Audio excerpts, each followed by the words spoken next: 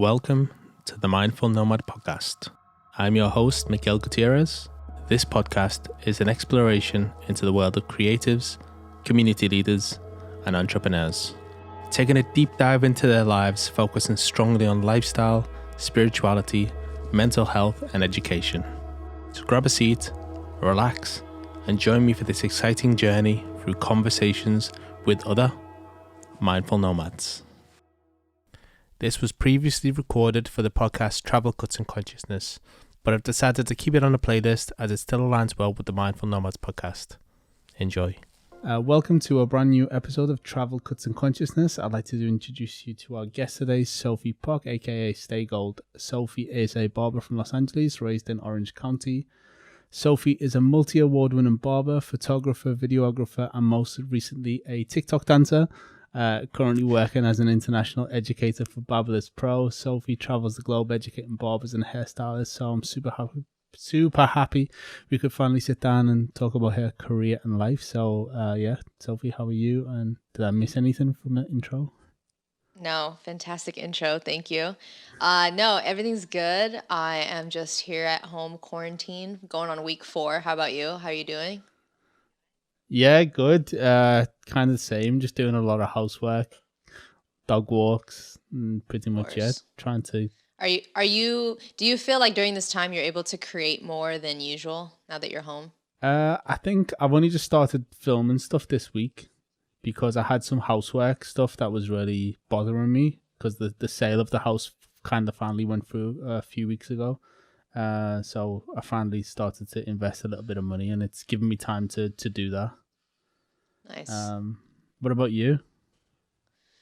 It was a weird adjustment. I felt like that first week, it was like, okay, great, we get some time off. It's like a really long weekend, and we don't really know like when it's gonna end. You know, you're just kind of going day by day with really no end. So it's kind of weird, you know. So we're just like catching up on TV shows, and then after that got really old. It's like, okay, we can't just do this only. And so I finally was able to like start getting into the podcasting stuff that I told you I wanted to do. Finally launched that, and I think it took for this kind of thing to happen for me to actually have like real time to just really plan it out and create an intro video and do all that. So, and what's crazy with like editing, and you know this as well, is like when you're editing videos on just like recap videos on haircuts, that's one thing. But when you're editing like word podcasting like this, you got to listen to the whole thing. And if this is like an hour segment, editing is a long time. Yeah. You know? You got to listen to everything and make sure, obviously, it's PG or, you know, it's safe for children in a sense, exactly. You know what I mean? Yeah. But yeah, like you say, it's like if you're doing like a 3-minute video, it's totally different to when you're doing an hour and a half chat with someone.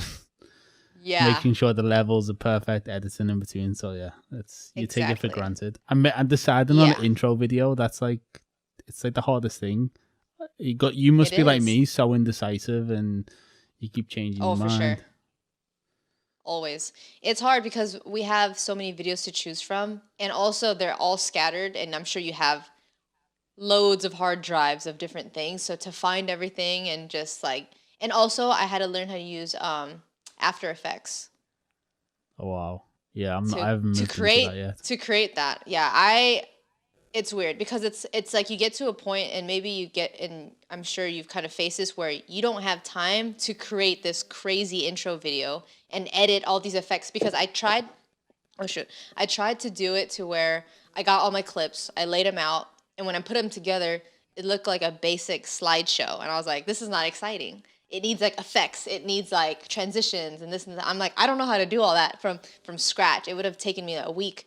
So I was just talking to a friend, and he was talking about templates that you could like sign up for, you know, like a web page, and there's just like different layouts. So I started learning how to use those, and you transfer them in and open them with After Effects, and then you plug and play, you know, and then you create these like crazy cool intros. So that was something I knew that I had to learn how to do, which obviously it saves a lot of time.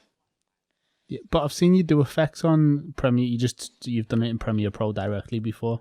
Like small effects. Yeah, but they're more like simple. Yeah, like these ones are like multi-video. There was probably like 16 videos in 16 seconds, you know? Yeah.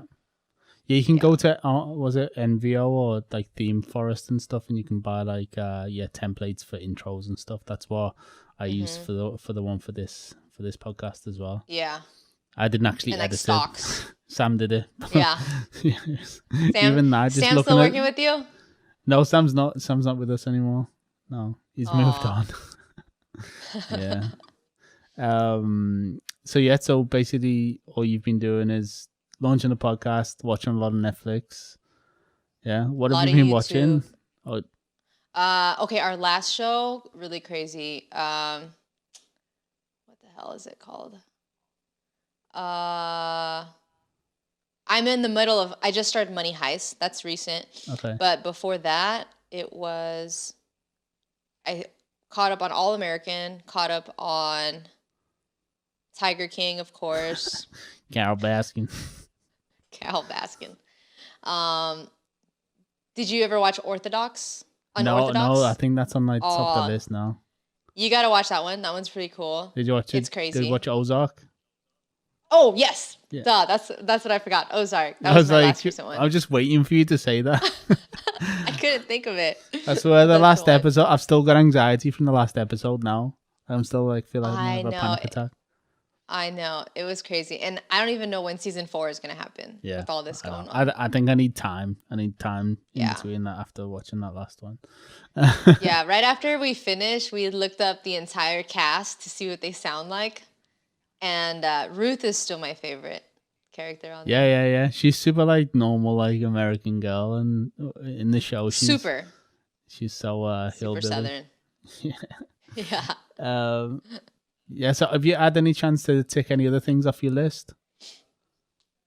Or is there stuff that you want to tick off your list while you've got the time?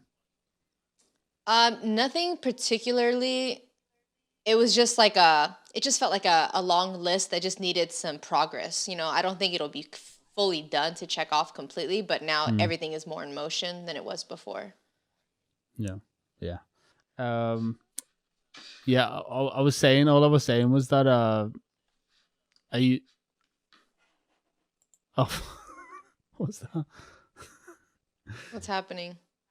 You said you took a snapshot. I was like, what? Oh yeah, I didn't know what it was. I just clicked it and it took a snap. I thought it was like gonna like minimize the screen.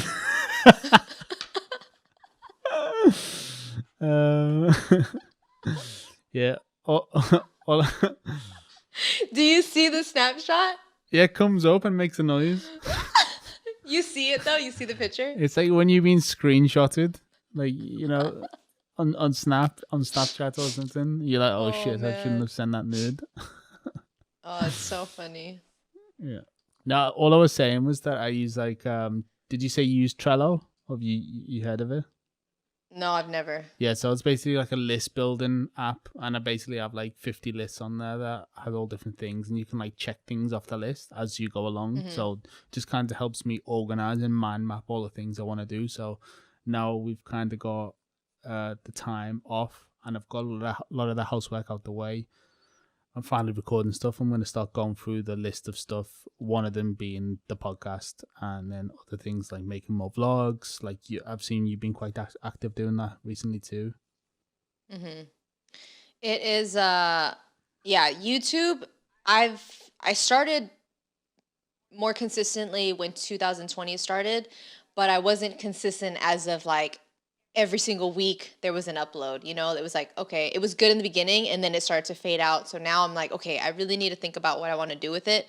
And the podcasting series, I have a clear idea on that, but I also still have the other avenues that I want to talk about. So now I'm like planning a schedule probably a couple of days ago to do consistently 2 episodes a week to just kind of get a consistency building. That's the hardest thing about launching something new or starting a new platform is the consistency. Because you can be consistent for 6 weeks and then you'll drop off for 2 weeks and then you just go bomb everything. Yeah, exactly. But how many videos do you post? I'm really slack. I'm really slack at the minute. So I was on a good roll where I was doing one a week for like a good few months, and then since all this happened, no uploads have gone up. But I'm hoping to start uploading all these podcasts. So I'm interviewing one person a day this week, so that's really good. So hopefully I can upload this one and Kevin's one in like the next few days, basically. Got nothing else to do, so I'll edit them and post them. Nice. Yeah, it's good. But before we get into all that anyway, I want to give some of the listeners who maybe don't know who you are, who aren't familiar with the barber world, hairdressing world, a bit about you. So how did you actually begin your career in the world of hair? So this happened about 2 years after high school. I went to college the first 2 years to pursue, I think at the time when you don't know what you want to do, you end up doing business admin or just your GED, right? And so that's the path that I took the first year. I didn't love it. So by my second year, I was like taking different courses to kind of see what was in line with my interests. And I actually found out it was psychology. So I was like stoked. I was like, this is what I want to do. I want to be a psychiatrist. I want to have practices. I want to help people like understand. And particularly what I liked about psychology was behavioral and situational psychology, just understanding why people do things and, you know, like how does it form and that kind of stuff. And I realized it was going to take me about 15 years of school to go down that road. And I honestly couldn't see myself in school for that long because I was already kind of like falling in and out of it. I think I like learning. I don't know if I like to be scored by tests results and that kind of stuff. So I was kind of stuck on just like figuring out what I could do next. And one of my friends at the time, she came over one day after school and I was like, you know, I feel like I don't know what I want to do. And she was like, can you just cut my dead ends off? And I was like, I have no idea how to, but it doesn't seem crazy. And so I remember going into the kitchen to grab like paper cutting shears. I cut her ends off. It's nothing crazy. And she's like, why don't you go to hair school? Like, my hair came out good. And I'm like, I've never, ever thought of that. And this is where I believe that you meet certain people that are placed in your life for something like that. Like, if I had never heard it from her, I mean, maybe somebody else would have said it later or maybe not, like, you know? So she planted that idea in my head and it made me think. And I'm like, okay, what have I got to lose? I'm kind of stuck already. And going to beauty school was 1 year. So I was like, okay, that's not going to be the end of the world if I change my mind, you know? And I think also, too, at the time, you're always afraid to kind of invest in one direction because you don't want to say, like my aunt, for example, she did pharmacy tech for 7 years and then ended up switching out of it. And that was like my fear of like getting into the wrong thing, something I'm not passionate about or whatever. So I went down. It was probably 2 semesters later, I was finally able to enroll in school. And it just that's kind of how it started. I bet there's going to be a lot of people coming out of isolation with the friends telling them they could do the hair. The amount of home haircuts happening at the moment. Oh, I bet. Were your family quite supportive with your decision to go down the hair route? No, not at all. They were just like, why do you want to do hair? Why do you want to work like in a hole in the wall? Because the only hair salons they know are the ones they took me to as a kid. And they are like little hole in the walls. You know, would I be first generation? I'm first generation here. Yeah. They're born in Cambodia. I think so, yeah. So I don't know. I think that makes me first generation. So they don't have a lot of experience in knowing what else is out there. You know, they've only seen just the small local stuff that we've seen. And of course, it never crossed my mind that those are the only places that I've seen exist also. I didn't know about education. I didn't know about all these other avenues. The only thing I knew is just like, this is just something that I feel like I just want to try. I have no prior experience at this point. I went into it, and a little bit before I even went to school, I started using box dye to like bleach like patches of my hair. I didn't know anything about it. I was just doing it for fun. And then when I got into it, I was like, okay, now I'm going to learn how to actually properly do this correctly with like formulas and stuff. And then I was like, okay, this is kind of fun. Like, I think I can do this for a while. And just for the pureness of it being enjoyable with my time, I was like, I could just do this. And so that happened for about a year.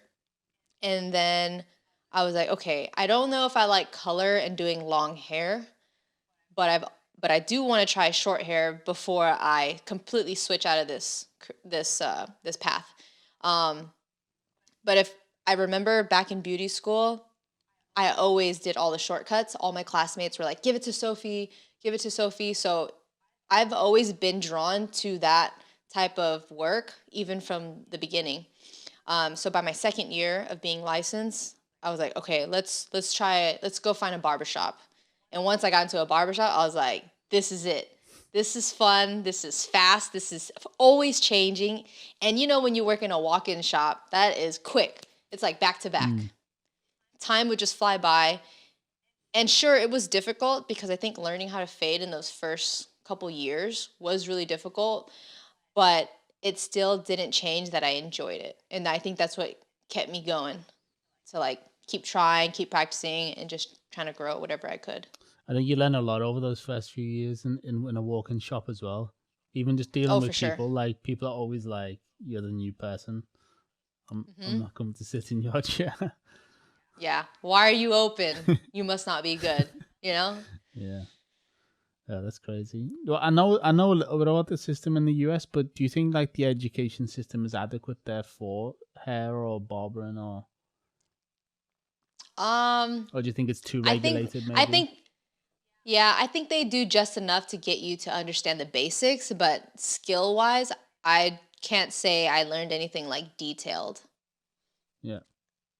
You know. And you're cutting on, and think about it too, you're cutting on doll heads. And I mean, sure, you get to the floor stage where you're cutting real people, but at that point, I still wasn't really sure what I was like cutting. Yeah. And I only know like in terms of like the barber licenses and stuff, it differs from state to state, but it's generally quite strict in terms of regulation and stuff, isn't it? Like you do. Yeah, I think there's a couple similar things. Yeah, you have like literally people coming in to check on how hygienic the shop is. Oh, yes. Yeah, the state board people, which in all the time that I've been cutting, I've only heard of them coming to the shop I was at once. Okay, so it's not too bad. It's not frequent, yeah. Interesting. And then I guess what year was that you actually started? I started school in 2009. So I was licensed by 2010 or the end of 2009. So 2010 was like my first year in the salon. And then 2011 would be barbershop until now. So where were you kind of during the big boom of barbering in 2013 when it all became like a big thing? I was still in that first shop. Oh, really? Yeah. I was still learning. Yeah, because I was in there. I was in there for the first 4 years, like the shop. But prior to getting into that regular shop, I was actually doing a short kind of like cut because they wanted just to see how comfortable I was. Even though I was super new, I was like, I'm okay. I can hold a clipper and whatever, but I don't know about detailing. But the shop that I applied at is one of those like neighborhood shops. Like they get a lot of old people. So old people, and it was like short, fast cuts. I mean, these cuts are like $6 to $7, like super, super neighborhood shop. And I was there for like 2 weeks, and they're like, okay, we just want to see and test you out, see how you could do. And then I think I just got weirded out by how small it was. It was a little scary, and it was kind of in the hood by my old house. So I was like, okay, let me go on Craigslist. Remember when Craigslist? Do you guys have Craigslist? I don't think it's ever been a big thing here. Okay, Craigslist used to be really big for us, and that was a way for you to find a job. Like right now, you can log into Instagram. Yeah, they had to take out that there was a way people were selling themselves on there. Dude, it's crazy. I've sold a lot of stuff on Craigslist back in the day. You said that straight after 10. Fun time. Yo, funny story. It was during beauty school, right? And when you're going to school full time, it's like 40 hours. So I ended up having to quit my job. And my previous job, my most consistent job was Home Depot. Okay, before I started hair. I was there for 3 years. I've had actually a shit ton of jobs. Um, but that was my longest. So I quit there because I was like, I can't stay on top of work and focus on school. And we clock in by like 7 a.m., 8 a.m., get out at 4 or 5. And by the time you go to work, it's like, when do you have time to actually study and do whatever you need to do? So I quit. And so I started selling everything in my room, my guitar, my amp. And I remember selling my amp, a small amp, nothing crazy, $80 maybe at most. And someone was offering me their body. And I was like, what is this? They're like, would you take something else? And I'm like, what do you have in mind? and she's like, my body. And I'm like, what the fuck? I'll never forget it. Did she like the amp? $80. She liked the amp. I was like, can you come back to me when you got the cash? But yeah, Craigslist. So what happened? Craigslist. You said yes?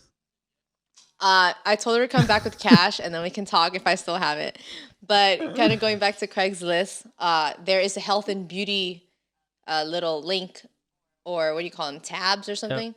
And that's where they lay all the different jobs. So I was like looking for a barbershop in Santa Ana, which is Orange County, where I grew up, and American Barbershop came up, and I was like, oh, this looks like a cool shop. They're hiring. I called him right away. He gave me a conversation over the phone for like 15 minutes just to kind of get a feel for like conversation. And then I went in probably 2 days later, did a haircut, and he's like, cool, like, I'll hire you. And I was like, holy crap, that's amazing. So I told the other shop that I was just practicing at, I was like, hey, I found another place, so I'm good. And so I ended up working there for 4 years. It's quite a good shop as well. Yeah, it's a really cool like traditional shop. So we did all the traditional cuts. All the guys there all do traditional work, and we were able to kind of just grow in that space together. And we had really old school barbershops, old school barbers, and then at the same time we had a mix of people that were more like modern style barbers. So the mix of that both, we were able to like really share a lot of our techniques and watch each other and learn from each other. So I had most of my training done there. Yeah, and I think those actually like the first probably 4 years of your career is the time when you really learn the bulk of like your foundations of how you cut, and that you pick up your bad habits, your good habits, and all these little things off the people you work with. So it's like the most important. All the people you mess up, all the people that yell at you, that write bad reviews about you. That still happens to me now. Everything. You know what? You really can't get away from it. Like, that's the reality of it, because you just don't know what kind of mood people are in. Like, even if you know it, shit happens, It's not to say that you're ever going to get away from it. Yeah. It happens still. I always think it's like a job that you can never be too complacent with, because you can think you're really good, and then you'll have a few days where you're like, oh, it's no good. I'm not doing good work. Right. That wasn't, even the customer service and stuff, or like dealing with certain situations. And you're always learning. You can always learn new things. Definitely. Oh, for sure. And even in like the client experience, like say, the guy gets the same haircut every time, but you're not putting as much effort into like the experience. So sometimes I'm like, damn, like I need to shake myself out of whatever thing I'm feeling. So by the next time that they come in, I'm like conscious of it, and I'm like, okay, let me make sure this one's better. And so we have more conversation, and the whole thing just gets better. So I'm like, dang. And that's just switching your thought process for that moment and just thinking, okay, I'm going to put a little bit more effort into just like conversation. And that made it better for me. That made it better for him. And now it's like, okay, now they really, really want to come back. Yeah.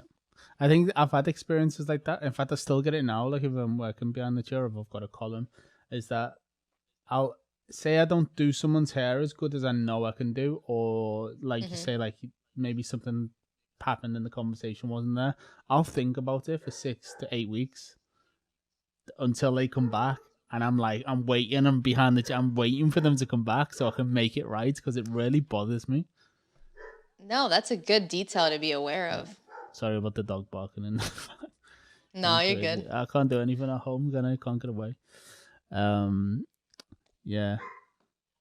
So, do you know when you were kind of coming up, and there was the big barbering boom in 2013. Were there any barbers that stood out to you that you followed back then that have kind of been inspirations from then till now?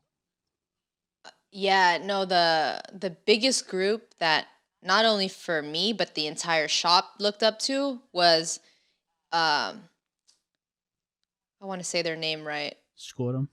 It's yeah, Scorum. Scorum guys. They were like the poster board for like what our shop wanted to be. Yeah. Like that's what's crazy. And now Rob and Lean are like easily friends, you know? Yeah. So it's just crazy. I'm like, dude, like we used to look up to you when I was like a baby in this whole thing. Yeah, I think everyone can kind of reference them at that time. They really pioneered and pushed the industry from barbering to barbering. Like it was the big like boom, this is it was crazy. Everything. They just really created a cool visual of what you wanted to become. You know, this whole group that you wanted to be and community that you wanted to be a part of. They just looked so like their team just looked so connected. And I think a lot of shops that have a lot of members are looking up to that as a way of like, how do we build this kind of consistency? The way they do their photos, the way they do their videos, the way they come dressed, like that was so impressive for all of us.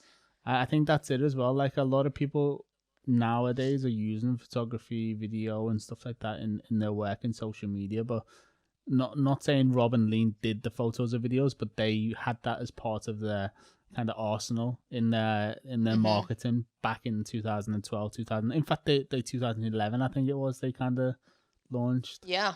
Just them two in the chair, one camera guy. You take photos. Yella, have you met? Yeah, I was speaking to Kevin about. Have you met Yella? Yeah. Yeah, super cool. Yeah, so they've done phenomenally well. Insane. Yeah, and to start that way back then, that's pretty insane. Yeah, and after, I remember, I think we were on this like 2013, 2014 is when you moved to LA. 2000, let's see, 11, 12, 13, 14. Yeah, about 14, 15. Yeah. And how long? I moved to... Okay, so I think at that part, I had felt like I hit a wall a little bit with my personal, like I was fully booked. It was great. Nothing was wrong, but I personally felt like a little stagnant. It was really repetitive. I'm seeing the same people. I can only squeeze so many people in if it's already full. And I think I just needed maybe an environment change. And also, I think I was growing out of being a traditional barber because that shop is mainly geared towards, you know, pompadours, old school styles. And as much as I did those, I felt like I liked more creative hairstyles, and I think you could see that more even through my page now. Like consistently, you're going to see more creative stuff than you will see like old school styles. So I left that shop to go try and work in LA. LA was about, the first shop I moved to from Orange County was 40 miles north from where I was. So I was, and this was the scary part. I was like, you know what? I'm going to be fine. I got 6 days a week worth of clientele. They're going to follow me up here. It's going to be great. I make the move. They drop faster than you can count. Yeah. Eventually it got to 0, and it was a reality check that I needed. And keep in mind, I didn't even move across the state. It's just a city over. But you going from Orange County, which has traffic, but you know, it's very small and local, to LA traffic, which is another beast. And if you're not used to traffic in OC, there's no way anyone's going to drive through LA traffic. And you've been there, you've seen it. It's crazy. And so I had to start from 0, and it was a really tough transition, because you're going from super busy to you're the new guy again. You're the new person in LA. Who the fuck is this girl? And you start over. And I'm like, literally, I had like melting moments in that time, in that first year and a half transitioning over.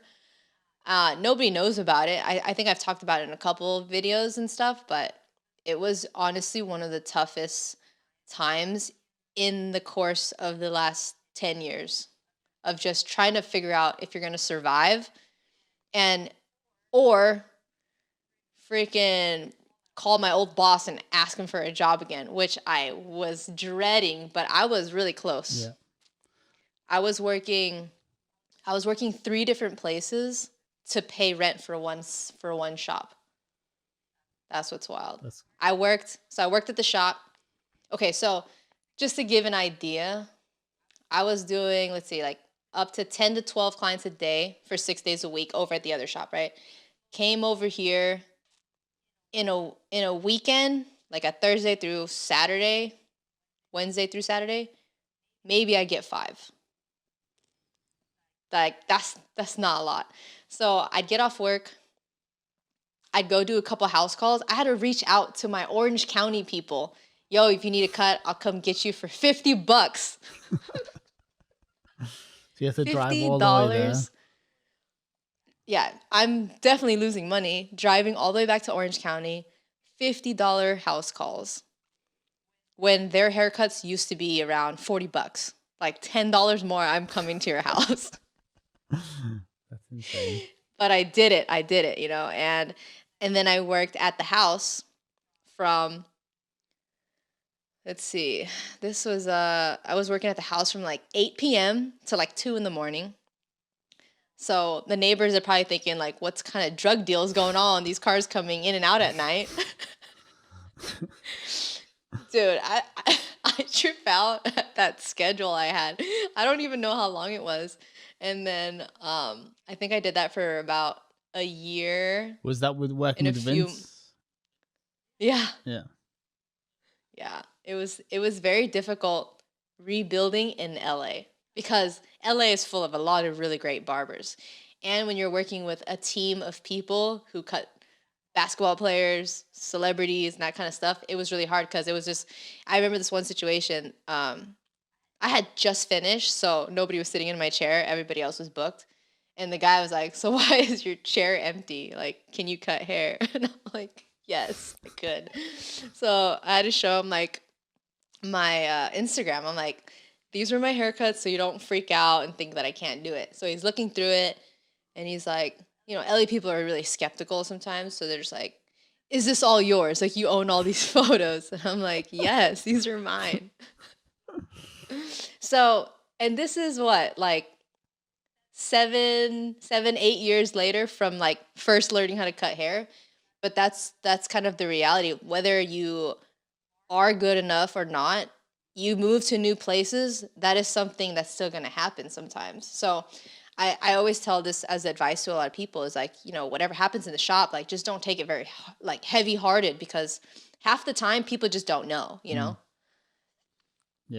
But yeah. I remember I worked in one shop and I didn't work there for that long and I don't think I was even cutting properly then. But every single person that would come in would say, I'm waiting for Dave. I'm waiting for Dave. I'm waiting for Dave. So you had this queue of like 12 people and then 3 other barbers just kind of standing around because everyone's waiting for Dave. And he was good, but he wasn't that good, It's because they were just comfortable. Yeah, I don't know. Yeah, I guess because I think he'd been there for quite a long time. And that was basically, But that was a really cheap, like, ghetto shop. Not ghetto, but kind of ghetto. Trust me, I know that feeling all too well. Was it around that time that you realized you didn't want to be behind the chair full time, or? No, not yet. So I was there in LA, my first shop out there. So a year and a few months. I left there, went to another area in Beverly Hills for 2 months. But I think at the end of my time at the shop with Vince, I started working with Babyliss. Okay. This is, I think, when it just started. So I believe this is about 2016, I'd say. We did a couple of shows, but by my second year with them, it started to get heavier. And that's when I had to switch schedules out of force, less of like a choice. It was just like, I can't have a full-time schedule and travel. Like I'm just going to have like a mental breakdown if I get that busy, So I ended up moving from Vince's shop to another men's salon, and I worked there for a few days. So it was just a couple days.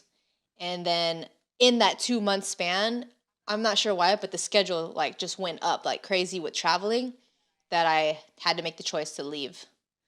And then that's when I started working in a private studio by myself, and just like, and it sucked because I was moving the LA clientele that I finally was just starting to build. And now I'm moving inland now, 30 miles. Were you already with Val at this time? Yes. How long you been? Because I had met her when I worked with Vince. Okay. Yeah. At the end of that. Yeah. So I met her there. So she kind of saw me do the transition. Yeah. Went to the other shop, and then I moved to West Covina. And I was a bit scared because I'm like, shit, I'm moving again. Like, but the crazy thing of what I've learned about people is that the people that I had already built in LA, they're already used to driving. So driving another 30 miles another direction, they're driving in the car regardless for 1 hour, whatever way you're going. So for them, it was such an easier transition, and I was able to maintain those people up until now. You know, they'll still come from the valley or anywhere up there to come get a cut. So I feel extremely grateful for that. But also too, being in a private suite by myself, it kind of helped me control the schedule better, because then it's like if I travel, then I'm obviously not in the shop, and then if I am home, there's a home base that I know I can go to where people can come. It's really inconsistent, but my clients already know, and they are definitely more of the 2 to 4 week span. You know, they're not weekly, which is great, and it works better for me that way. And I'll see them every 3 weeks, every 4 weeks. It just kind of depends on the person. And kind of going back to you were saying you started working with Babyless or Babyless, you say. Either or works. Did they actually offer any formal training to become an educator, or was it kind of just go do your thing? The good thing was that they did. So before we actually did our first show in Long Beach, because that's the start of the show, so that's January in Long Beach, we had a 2-day training with each other for full 8 days, full 8 hours on both those days. And we had packets of just like learning how to segue, with people, because it's one thing to know how to cut hair and know what you're doing, but to be able to articulate that to where people can understand, it was something we had to learn. And also, on top of all that, trying to balancing what you're trying to teach, you got to mix in a second or third person into your conversation without making it look really individual, right? You got to flow it together. And that's also hard, because if you want to share something and then the next person chimes in on your sentence, now you got to drop your other thought and you got to make quick switches with your conversation, So it's pretty hard. It took me a while to get, and I'm still trying to like understand it. But when it's with people that I know really well, of course it flows better, like you can actually see like people's chemistries. But if it's somebody I don't know, I struggle with trying to find some sort of like common ground that we could do together. But I think that's like the challenging part of being an educator, is learning how to conversate in any type of situation. Yeah. I guess it's pretty exhausting as well if you are trying to keep this chemistry. It's like you're putting on a show generally, but you're also trying to educate people as well as sell product too. So it's kind of and not be boring, right? Because you don't want people to get up and walk away. I mean, and that's distracting, because sometimes it's not that you're boring. They might be trying to catch another show, but it's also distracting. So you're just like, damn, am I boring? Am I not saying something right? Like people are leaving, but sometimes you just got to learn how to like keep the show going and not letting those things like get to your energy. And that is very hard. That is very hard. Because when I've had to do a couple like opening shows, first show slot of the day, everyone is still walking in. So you're starting and there's absolutely nobody standing or sitting in front of you. And you just got to talk excited. Yeah. You're talking to the salespeople at the sales desk. I think that I haven't done that many shows where I've been on stage, but when I see someone kind of like stand up in the middle of the show and kind of slowly will shuffle out, I'm just like, I like take it really personally. But I know you obviously can't take it personally. Yeah, it gets awkward a lot, and I think that's a side people don't really know about too much, It's a lot of pressure, I think. And I do remember you telling me that you had difficulties with being nervous the first time you got on stage. How did you kind of overcome that? or have you? Yeah, no, it's definitely better than when it started, but I think public speaking in general is everybody's fear, right? Do you feel Oh, yeah, I nervous when hate you it. like talk in front of people? Terrible. It's uncomfortable, Yeah. right? And I think it stems from even like how I grew up. Like I just never had to use my voice. Like if I needed anything, my parents or somebody in the family would figure it out. I never had to talk. So when it came around to now working in a barbershop, you got to talk to random strangers all the time, right? That are sitting in your chair. You never met these people before, and now you're trying to find conversation. You're trying to learn about them and all that stuff. So it was really awkward, even starting from in the shop. So now you're standing in front of other professionals who, at the time, my thoughts were this: would they want to learn from me? I'm super young. They've been cutting hair longer than I have. Are they going to trust what I say? Like these are thoughts that I was getting all the time. Like, what if I'm not good enough? What if they look at me? What if they ask me a question and I don't know the answer? How am I going to be teaching if I don't know more than what they're asking? Like it's endless amounts of questions that settle in if you just don't get a hold of it, And that's something I've learned probably more recent in the last couple years to kind of get better control of like my nerves and thoughts. But I think that happens when you go through it often, right? The more practice you get, the easier it is. So now with the amount of shows that I've been able to do, you get better each time. And of course, in the beginning, like you're like, all right, I got notes, I got bullet points, I know what I want to hit, but that's unrealistic because you just got to rehearse it. But I was trying to like put a piece of paper on the table and kind of peek over and try to read it. But then I would start, and then all of a sudden, halfway through the sentence, it just disappears. Yeah. And you just like, and being on stage, if you're quiet for a second, that's the longest second of your life. It's just like, you can hear a pin drop. Exactly. And I was like, I just remember it would happen so much. It was from overly stressing what you wanted to talk about that it just goes away. Yeah. And then you're just like, and then I always finish with, you know what I mean?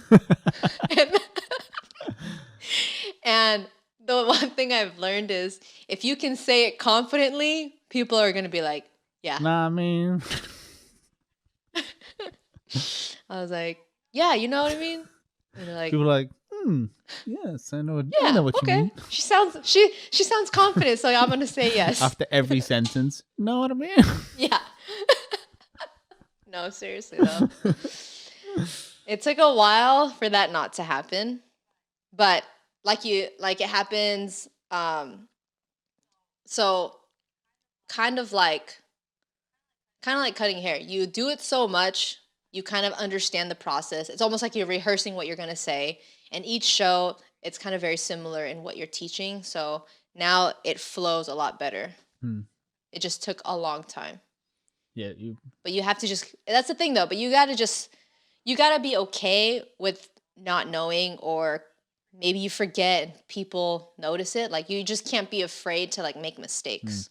And I think that's one thing that, as nervous as I get, my desire to be better outweighs that fear in the moment. So that allows me to kind of push past that discomfort to know that there's a chance that I could be better than where I'm at right now. I guess you only learn through your mistakes anyway. So that's how we learn as humans. Exactly. I know like reading and educating yourself is a big part of your life now, and it has been for the past couple of years, but has it always been, or is it something you've kind of turned to recently? With books? Yeah, like books, like, I mean, we've talked about many things. Yeah, no, books are big because it definitely stems from growing up. Growing up in our family, we don't ever discuss anything. Everything is swept under the rug. You don't really confront people.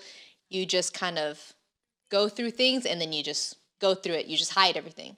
So when I was in college, no, not even in college. Okay, so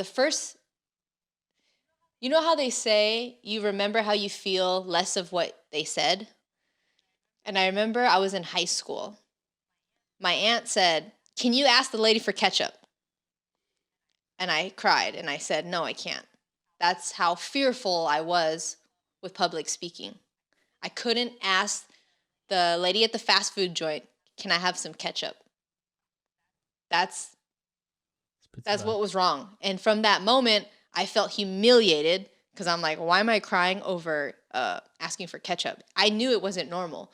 So when I went into college, right before I got into beauty school, I took courses in interpersonal communications. And I really highly suggest anybody that gets out of high school to take this, not just for the fact that it's a communications class, but that it teaches you how you talk to yourself, how you talk to your relationship and conversation with other people, workers, friends, family.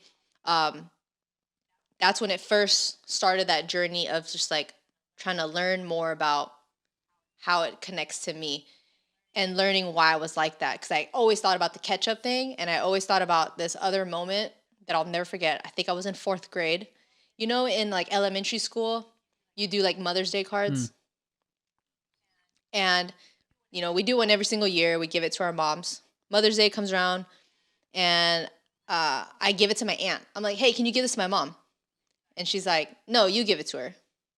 I was like, you know, emotions, danger, you know, like, it's just weird, right? So I'm like, no, but can you really give it to her? She's like, no, you give it to her. I'm like, okay. We're outside. We just got home from dinner or lunch or something. And my aunt goes, hey, Sophie's got something to give you. So she looks at me. I look at her, the card's in my hand, burst into tears. And I'm like crying, giving her this card. She doesn't even know how to respond. So she awkwardly just doesn't know what to do, grabs the paper, and that's it. And then we just separate. Like, that is a perfect example of how we dealt with our emotions as we grew up. So I was all sorts of twacked up because when you grow up in the States, you're around a lot of other families and you see how people function together. So you always wonder, like, how come we don't function that way, you know? And it wasn't until I got older to understand, like, this is their way of life. This is how they grew up back in their hometown. So it's just, to them, that's their normal. And I'm trying to expect them to adapt to this US way of how family lifestyles look. And I was able to understand the differences and to accept that this is what it is, less of like, well, I want my mom to say she's proud. Like, that's not going to happen because they never had to do that with their parents. So this whole journey kind of took me through like learning, you know, so now I'm taking the interpersonal communications class. I learned all that. It taught me a lot about myself. Like, you learn stuff like, do you actually know yourself, or do you block yourself out? Like, it's a mystery because you're afraid of what you see inside. You know, you're unknown to yourself. And that's also bad. And you're going to deal with that a lot as an adult if you don't really try to figure that out. And that led to kind of more like spirituality books. Eventually it got to a point, because my family's Buddhist, but I'm not religious at all. I believe that there is a higher spiritual being out there, but I don't believe in one particular thing. It's just, I know there's something bigger than us, you know? And just, you know, you get back what you give. So I kind of just live around that. And the last maybe 4 or 5 years is just furthering those lessons deeper into my brain and just trying to figure out how to get the best out of myself in every single day. What books would you say have had the most profound effect on your life? The first intro book that got me into this way, into like more spirituality, is The 7 Laws of Success. It's an amazing book. That's a good one. I'm just gonna give you the ones that like really like hit me hard.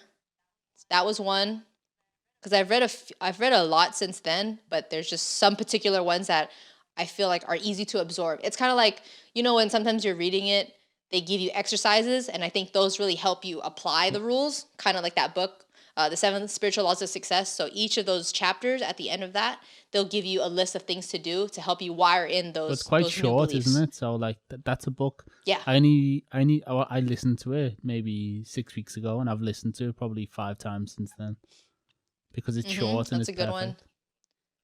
Yeah. Another one is Unfuck Yourself. This is from a couple years ago. Basically, just getting out of your head and just, not creating scenarios because you're fearful of what's going to happen or fearful of something that already happened that you're just dwelling on. That was a really good book to kind of come into an awareness like, hey, you're doing this to yourself. After that, I would say Mindfulness in Plain English was a really solid book. One of my clients recommended to me. I highly suggest that. And that's all about learning how to be present to the moment. And a bunch of other stuff, kind of similar. Like all of these ideas kind of wrap similarly into each other. Another one would be The Practicing Mind, just being disciplined with yourself and learning how to put practice into motion and how you find, motivation through motion. And then the last one that's really powerful, but I think you got to be ready for that kind of depth, because if you just give that book to anybody, it'll just come off like alien shit. You got to be ready for like that deep soul searching type of, like that's why I'm like, I can always kind of identify like what people are ready for that based on like conversation, Like for some people, if you just listen to people's questions, you can kind of get an idea for like how deep it is, but the untethered soul. Yeah, I'm halfway through listening to that now, actually. That is deep. Yeah. I like that one. That one, I really need to make sure like everything is done and quiet. Like I need to soak that book kind of like type of read. Yeah, I think I need to go back in a few chapters because I was kind of listening to it when I was doing other stuff and I didn't absorb it quite as much as I should. Yeah. Then you hate yourself. Then you think about it for 6 weeks, right? You're like, I'm damn, like, fuck. I should really reread this. I think I just... Yeah, because I did the audio. Yeah, I did the audiobook, but I want to buy it and read it and just absorb it differently. I love audiobooks because we could listen to it on the plane and stuff, but I feel like if I doze off, then it just doesn't. I like to highlight things and like I wish audiobooks like they had like a snooze thing where when you fall asleep, they pause. It just stops, yeah. Like it fills the tilt. Because you never know where to go back to. You're like, oh. I know. You got to start over now. But yeah. But no, I love it. It just gives you a different feeling. And then also it's like I'm gaining an experience that I didn't even have to live through if you actually listen, and apply. Is that you can take these lessons that people have already gone through and apply it to yourself earlier. So would you say these mindfulness techniques have helped you on a day-to-day? Extremely. I don't think I would be in this state of mind without the series of things that I've opened myself to reading. Yeah. But it's also, I don't want people to think like, okay, if you read this book one time, like you've learned the lesson. I think if you read it and you apply it and you practice it, it sticks well, because think about half the things you've read that you don't even remember. Your mind isn't going to remember much, but if you read and apply and practice, I think even reading the books a few times, like that helps. I can never feel like I could just read it one time and never read it again. Yeah. I think some books deserve to be listened to a few times or read a few times. Oh, for sure. Yeah. And now I'm getting into podcasts, other people's podcasts that are geared towards this subject, so then I can listen to it and with driving and traffic and stuff, it's easy to consume like a 40 to 60 minute lesson.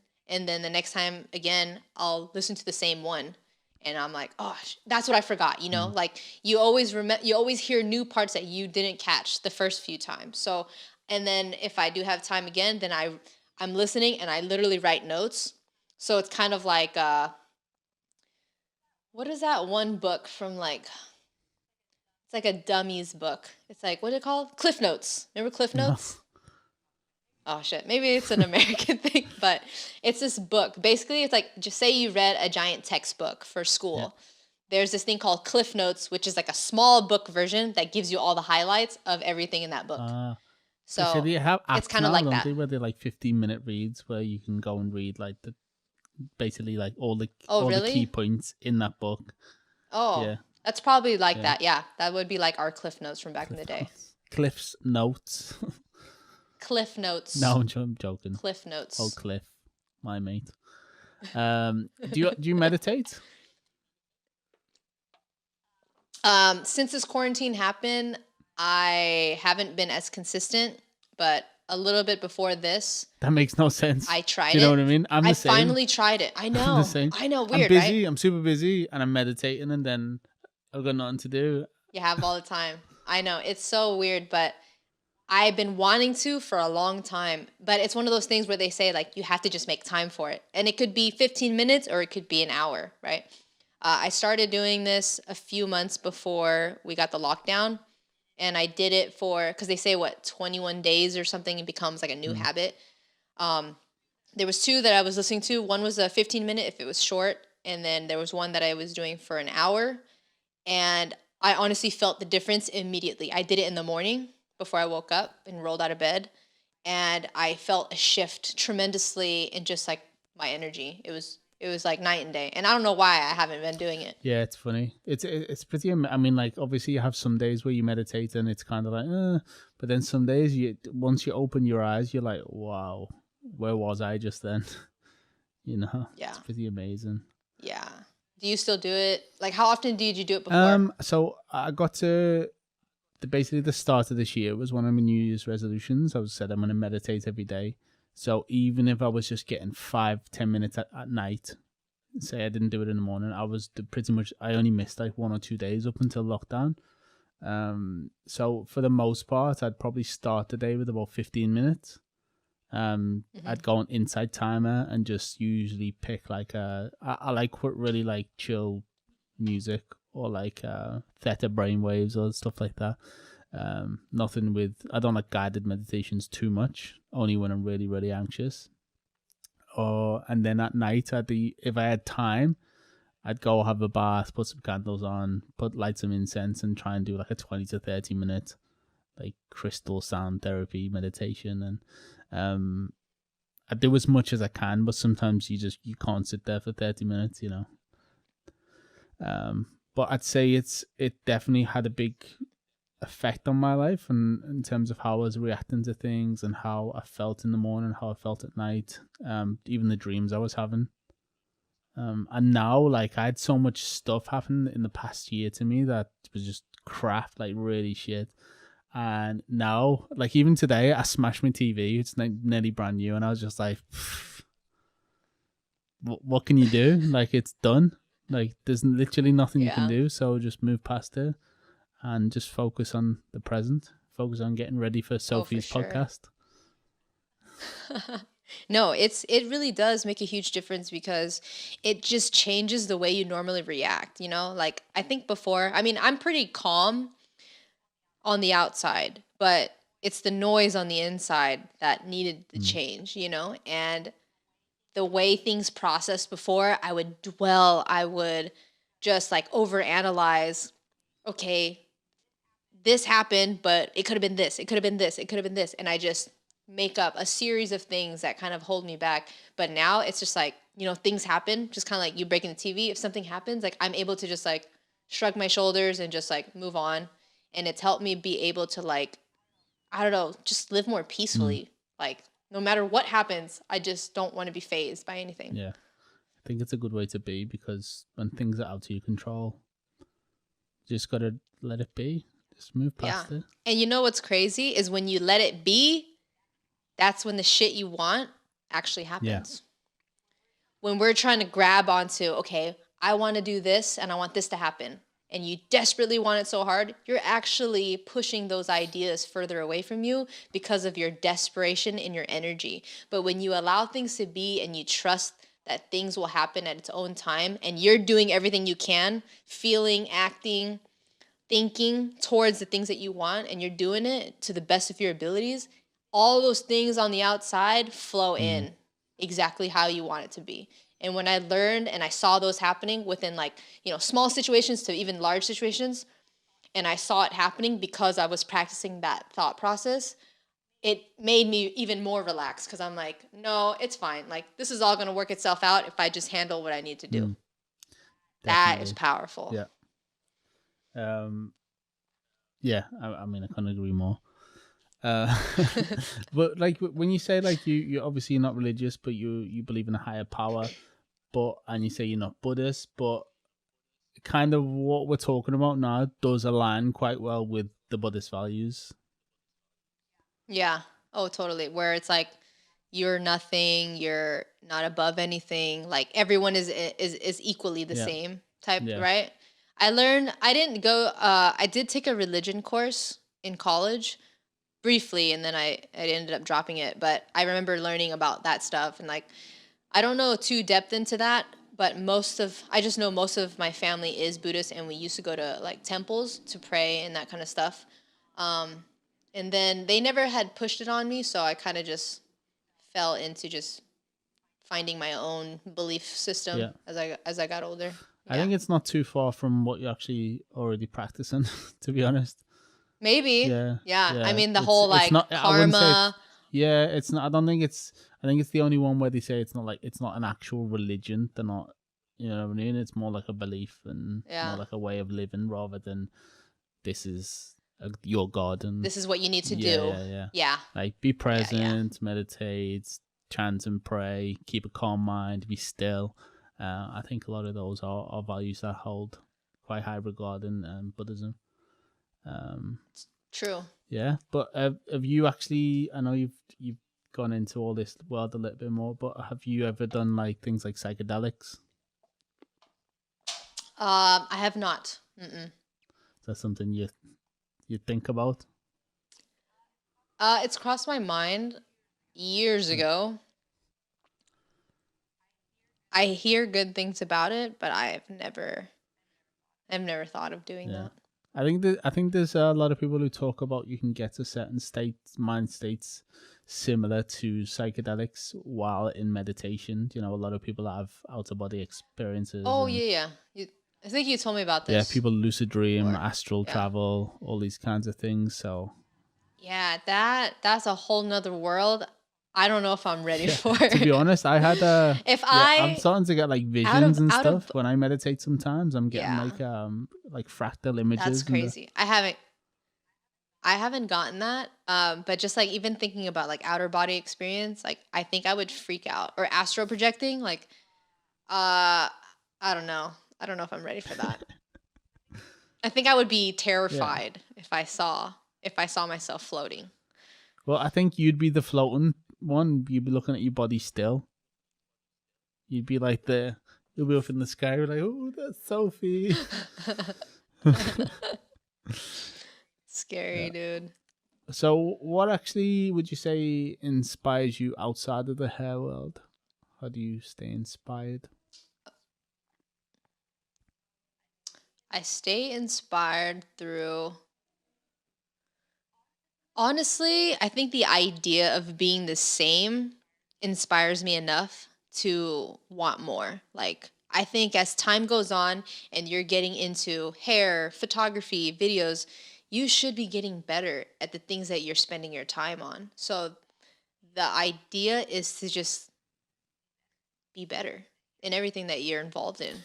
And that alone kind of motivates me enough to always tap into things, you know, like whenever I see anybody working and we're in like a similar room, I just want to go work on my own projects. Like it's always in my mind. I'm just like, what is a way that I could just be better in whatever I'm doing?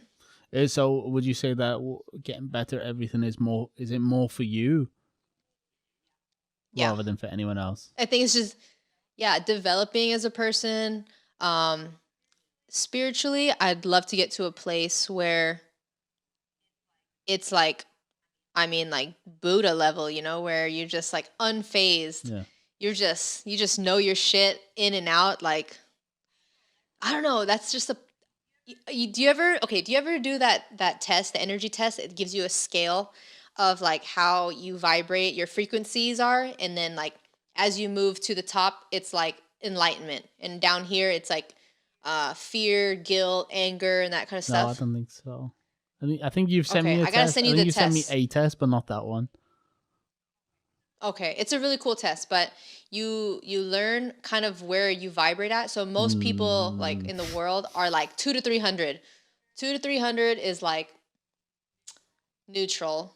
500 is like unconditional love. You know, like how dogs feel. Dogs are unconditional love.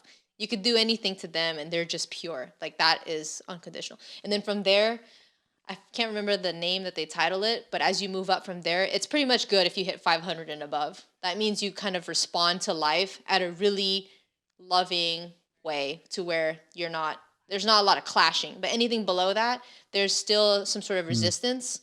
There's acceptance. Acceptance, I think, is around like 400. 300 below, that's when you get the fear, the guilt. You know, people do things out of guilt, fear, anger. So you vibrate low, and what happens is whatever level that you are at, those are the kind of situations that you're attracting. So if you're vibrating at a 200, 300, you're getting those same things. So I know everybody knows that one person where you're just like, dang, this person is just cursed. The worst things always happen to them, and what happens every single time you see them? You're just like, oh, again, because they are just holding themselves there. And it's all an internal energy that you kind of put out and what you believe. So that is something I strongly want to get better at, because I think to live in that type of free state, and it's basically you're trying to unlearn everything that's been taught to you as you grew up, right? Like when you're a baby, you're a pure form. You're unconditional love. You're pure. And then as you meet people, the stories your parents tell you, the teachers, the whatever you have that are like your people that are taking care of you, you're learning their lessons, their beliefs. You don't have your own. So of course, as you get older, you're trying to unlearn things that might not be you. It could have been just somebody else planting those thoughts in your head. And as I'm going through this now and learning how to like let go of things that it's like, you know how sometimes you're like, I don't know why, but I just don't like that for whatever reason. But you don't even have a real choice. That could be something somebody else put on you, you know? And that's why it says like, you got to surround yourself with people that you want to be like, because the type of people you're around, if you got a shitty circle of friends, you're probably going to have shitty situations too. And just learning how to like, not only build internally, but knowing how to like make everything connect, you know? So that's definitely one area that I'm really trying to like dig in deeper and get myself to a higher spiritual self. What score are you now? I'm at a 429. And I don't disagree. That's exactly where I'm at, which is like acceptance and reasoning. You know, I love with a condition. I'm trying to get above that. And I think that's like compassion level, where you're just, it's like the shit Gary Vee talks about, just being compassionate. Like when you can fully embrace that feeling and apply it to everything that happens to you, I think you can reach that next level. Because that's really hard for me, because I'm like if someone does something bad to somebody else, I don't feel unconditional love for that person organically, thinking, okay, maybe they're like that because something happened to them, that they're just responding to an experience, less of like, you're just a shitty person. I have struggles with like, I understand it later, but I don't understand it in that moment. And I want to get to a place where I can react in a better mindset. Yeah.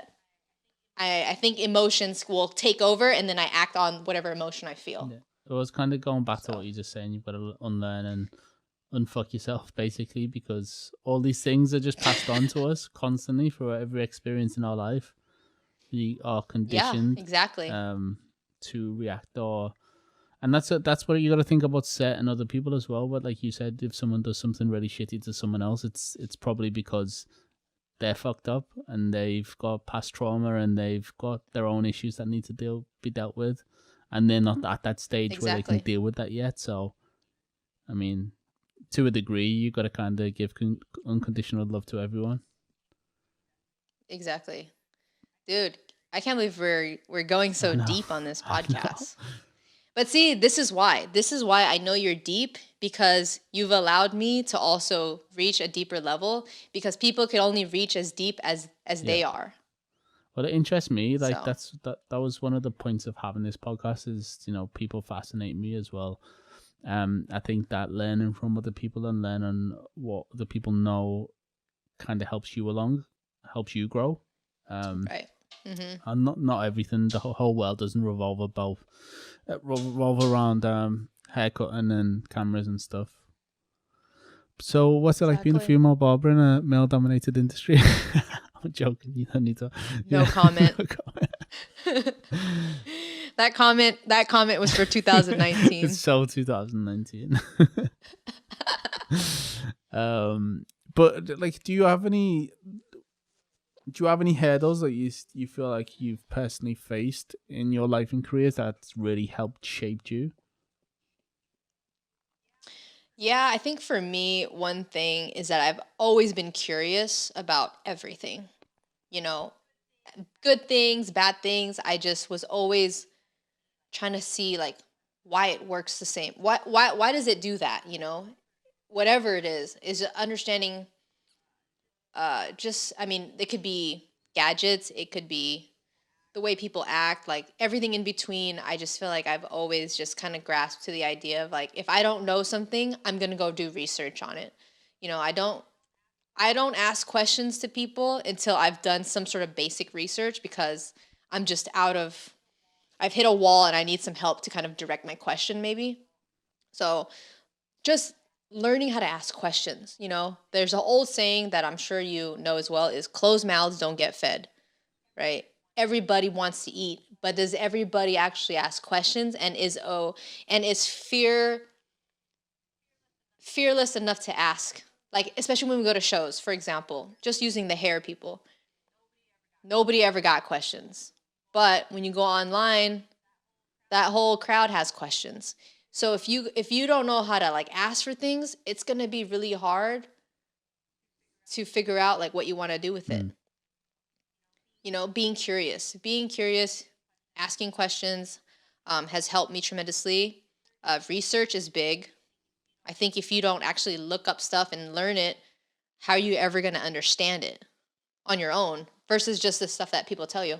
Yeah, we actually kind of noted you yesterday, and me and Kevin were talking about YouTube and people learning about stuff on YouTube, and I couldn't think of anyone who I've seen research and spend more time on actually learning how to do things for themselves than yourself.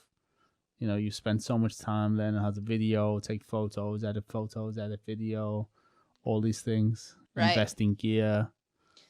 Got a pretty sweet setup. Yeah, when I buy gear, I watch a load of videos on YouTube. It could be down to the lens. If I'm like, okay, what is the difference between a 50 and a 35? I'm going to watch a review on those two specific items, and I can watch people take pictures with it. So I can already kind of see which one I'm trying to go for. And that's the best way to learn it, because then it's like, or you can go to a shop and rent it out and test it out yourself. But there is so much access online. Like, it doesn't make sense to why anybody can't find answers. The answers are already out there for anything. I didn't go to film school. I didn't take no photography class. This is all just from trial and error, watching videos. Okay, how do y'all like this picture? People say they liked it or they don't like it. Now I'm like, okay, I need to learn how to like color correct or whatever. But everything is available to you at your fingertips for free for the most part. If you do good research, you can find it. Yeah, I mean, YouTube, it's got everything. Hair, everything, photography, video, everything. And then when it comes to, obviously you've built your social media platform to quite a big number, Instagram, YouTube even, but you got like, is it like 10, 12K now in the past couple of months? YouTube, I'm almost at 12,000. Yeah, which is incredible. It's hard. YouTube's hard. It's hard when you start, 2020, starting a new platform consistently is difficult. But TikTok, you've got TikTok. I've seen your dance moves. TikTok, I'm almost at 40,000. But yeah. How did that was Yeah, and quite all you had to quick. do, quick. The crazy thing about TikTok is that you can grow fast. Of all the platforms I've ever seen, TikTok, I've been able to grow the fastest. If I think about Instagram, back in the day when everything was in alphabetical order, it took me 2 years to get to 40,000. I got to 40,000. I'm about to get to 40,000 on TikTok in probably about 2 months. Crazy. I think with It's Instagram fast. now is where it differs. Like I think because you're saying that I've only just got onto TikTok and I'm like someone's gran. Like I have no idea how to use it. I'm like, well, I've done one TikTok, and it is fast paced, so you can just click on, and you can follow people quite quickly, and you look at pretty much everyone I've seen on there has got a fairly decent following. Yeah. Even people that don't do anything, I'm like, okay, who's this person? 100,000 plus, Yeah. I'm like, dude, you can really this is the thing. TikTok is a great platform because now you get to show people a different side of you. If I just did hair tutorials on there, I don't think it would be where it's at. But I have to do shit that's still me, but out of my element on Instagram. And people love it because I've been getting feedback from people and they're like, I like you even more because I've seen this side of you. So it's just giving your audience another way to get to know you. Who's been teaching you all the dance moves? Dude, me, myself, and I get a tripod, just like this, stand in a corner, and just put a video in slow motion and follow the moves. But have you done dance classes before? Not since college. Yeah. I took dance in college, and it was actually a lot of fun. But once I started hair school, I stopped taking dance. So it has been over 10 years since this year started and I started dancing. Yeah. It was more of a joke, but I actually kind of like it. I'm just not very good. You're pretty good, like compared to the people I'm around. Yeah. They're the kids that I've seen dance at the lab. They're like here. I'm like beginning level. I'm like the baby's age. So tell me about the lab. Is it Val's school? Yes, Val has a dance studio here in West Covina, and it's basically a training house where she's developing these kids from the youngest I've seen is 5 years old up until about high school. High school, they usually age out of the dance competitions because they do a lot of kids competition and the age is like 18. So then they'll, graduate and whatever. But now she also does gigs for artists. So anytime certain things happen, they're also kind of like a dance agency where a lot of these kids are getting booked and doing commercials or doing shoots or working with artists, traveling, doing tours. Like there's a lot of avenues in that. And they also have a production team now to kind of, so like say for example, an artist says, we want you to create the whole set, the vibe, the entire thing. Like there's an entire team that can do the graphics and all that kind of stuff. And did she only start that when you moved out there to West Covina? No, she's had the lab, I want to say like 15 years. Oh, wow. Now. Yeah. Yeah. So they've been just training kids, but it was about maybe, let's see.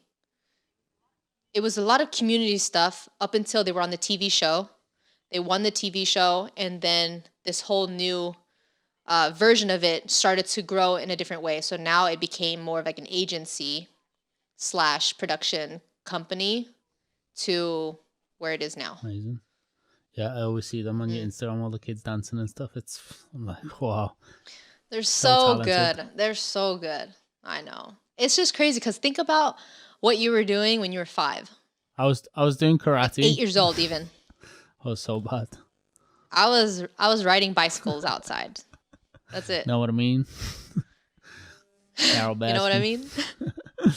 So just kind of to round it off about social media, what do you think the positives and negatives are of what it's had on your life?